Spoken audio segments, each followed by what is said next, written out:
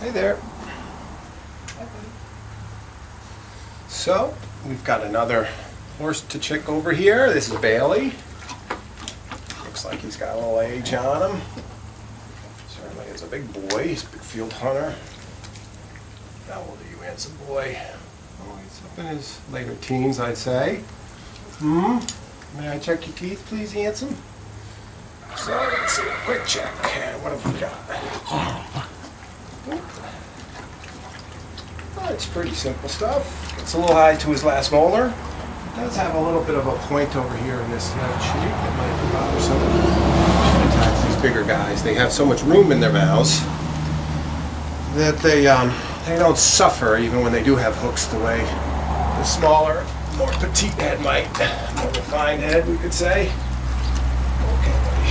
Yeah, looks like pretty routine stuff. But you like chewing on my hand, don't you? Yeah. Pretty routine, needs a float. Let's see what he thinks about it. Start with this tool. Allows access to the mouth. Can get started on those upper arcades. It drops right in on the second premolar quite nicely. And I can go along back toward the third premolar. Always being sure to only hit the edges of the teeth. If you're filing the tables, there better be a good reason.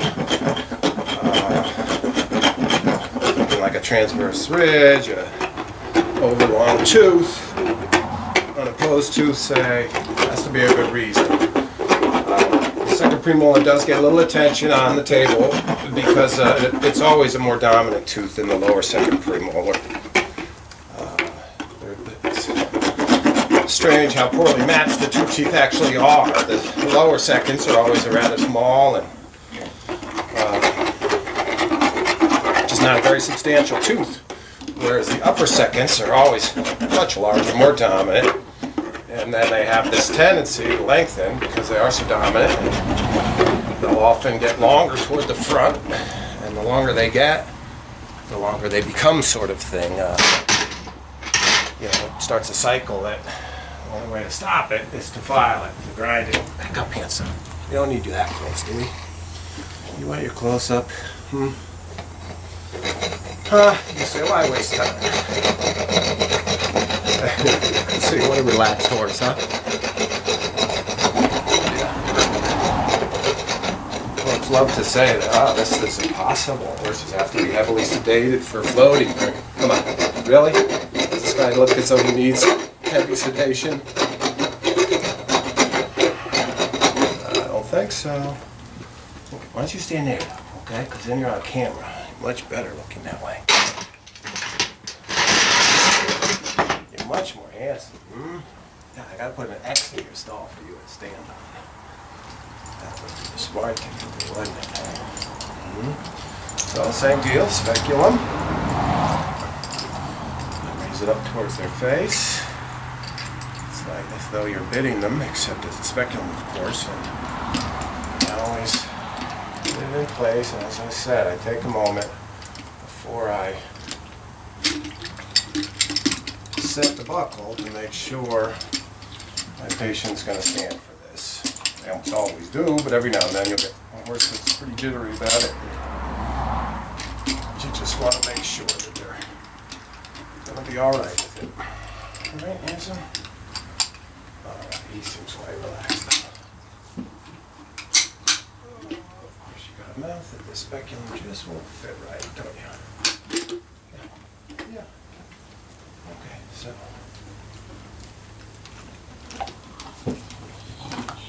Okay. So.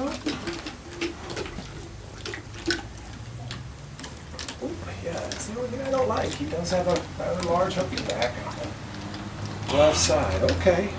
Very good. Yeah, well, we can fix that. Why don't you stay right there? Okay, buddy? Yep. So, the lowers are pretty routine.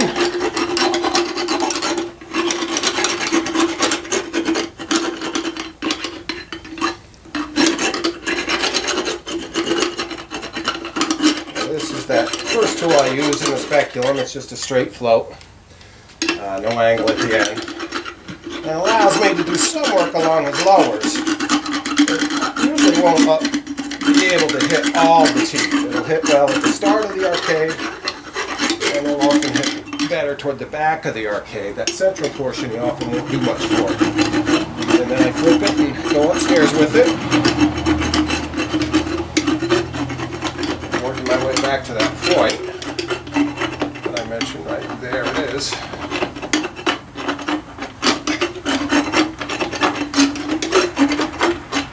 Yeah, did a little work on it. Sometimes you'll hit it and just chip it right off. Sometimes it needs a little more steady filing. Either way works fine. A little better shape on his right side. There's not so much to do there. Okay, you stay there though, okay? I know. He wants to come right out with me. Okay, then with a slightly greater angle. This will hit more of his lowers. Probably be able to do the entire arcade with this. And you just develop a feel. I know I'm at the back of the arcade now. Just the length of the tool, how deep in its mouth it is. And also I'm just feeling through the tool the architecture of his mouth. I know that it's toward the back at this point. And of course later I will check to make sure I'm right. But experience has shown me, and lots of practice of course, that I'm better off going through the tool and then checking rather than lots of checking and getting the horse potentially impatient with me. Even greater angle, right? This one will certainly do the entire lower arcade. It might have a little trouble doing the last tooth, but he'll do the central portion of the arcade quite nicely.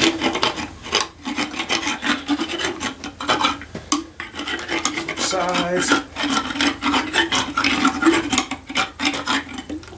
Flip it over, upstairs with it. Now let's see if we can get on that tooth that was hurting.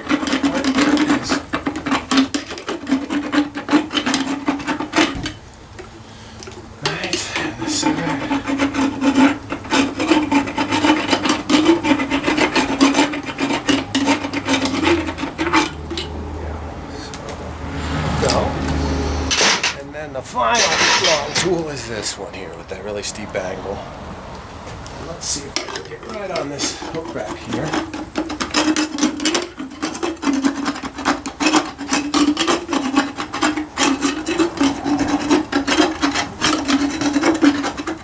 Oh, that boy's so good.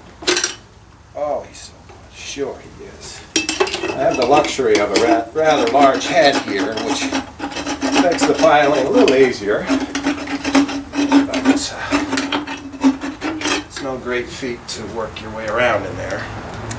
You see how I do it? Yeah. So it's a little more of a transverse ridge, I would say, this hooking back on him. It's not just on the edge of the tooth. It extends from the edge right across the table to the other side of the tooth. And so when you find those, you do want to reduce them across the table. What they'll do is prematurely wear the tooth that opposes them, and they'll make a, prematurely lose those teeth. They'll either be of no use, or they'll actually lose the tooth. The tooth will come out. So, to get in along the palate, this tool.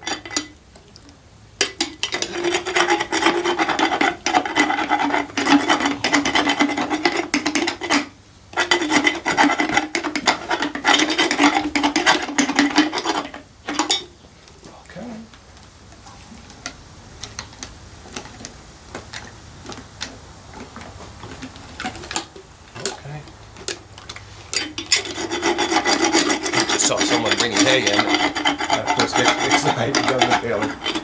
Yes.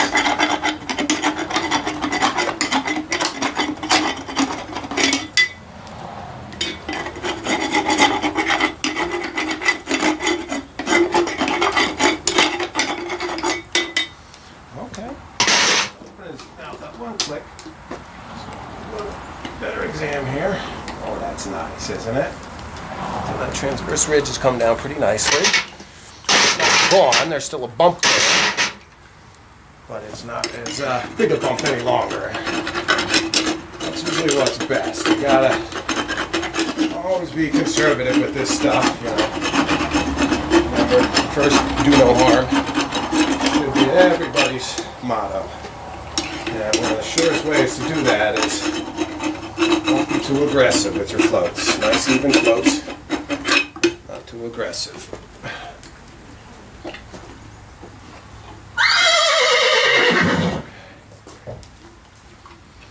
Hey there. Why are you talking? What's that? Why are you talking? I've got a video going. I post them. Yeah. So a little more to go back here.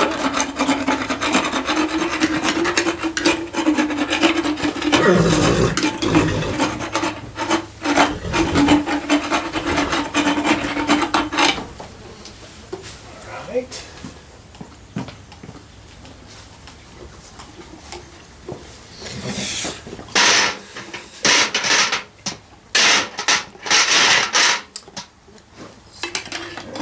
Last tooth here.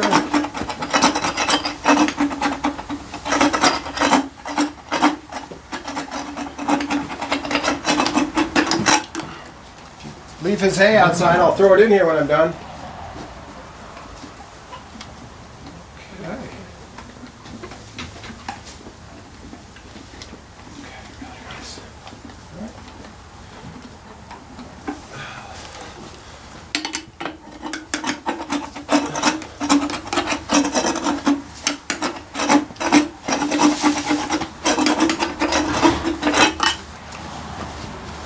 All right. Let's see.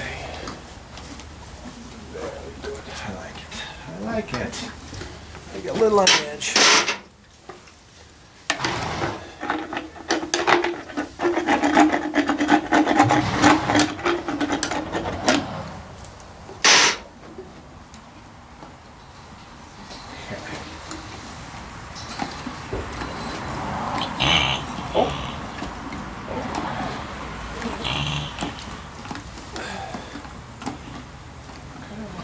I like it. Maybe I'll take a little off that last tooth. Let's see, that's straight. There we go. So that's right back to the last tooth downstairs.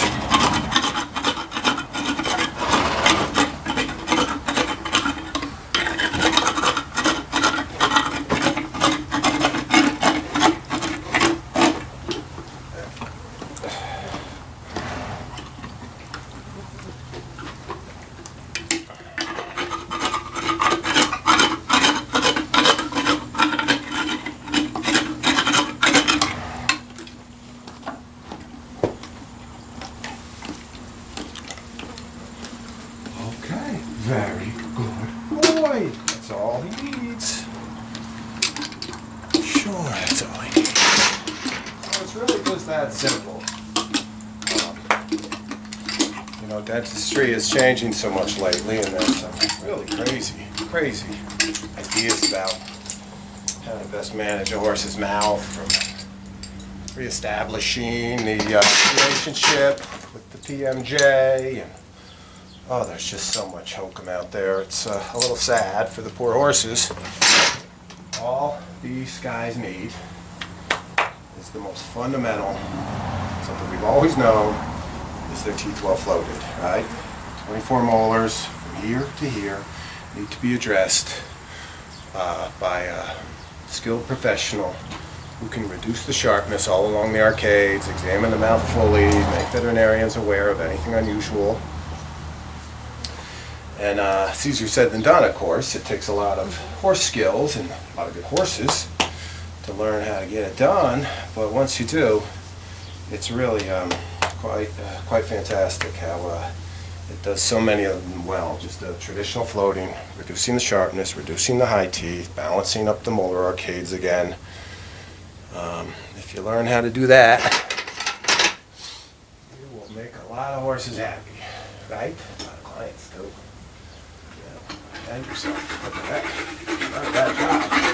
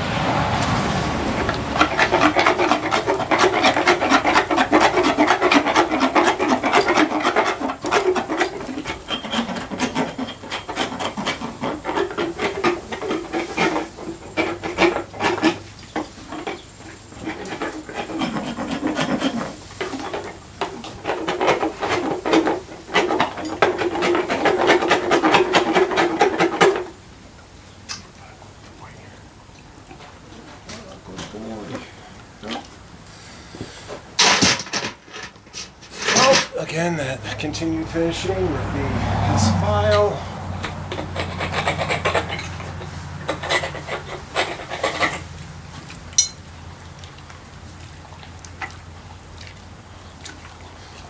And this rechecking. Right. Way to know.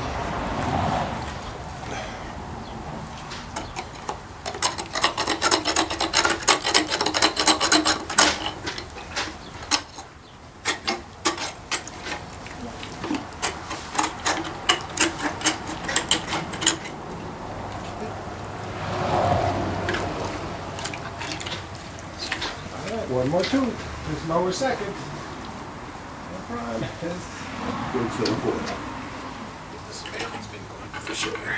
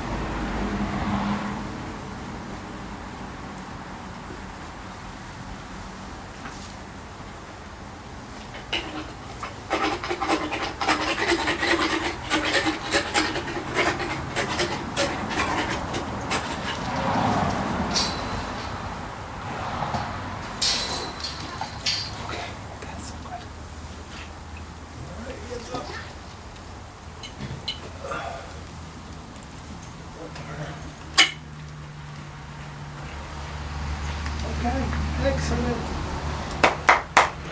Excellent, cool. Very cool. All right.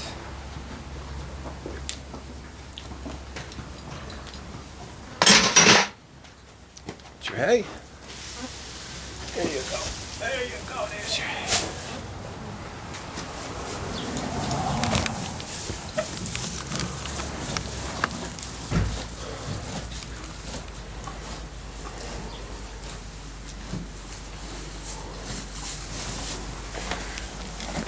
And that's what I love to see. Made him more comfortable. He's not upset or traumatized. He's right back to eating his hay. Fantastic.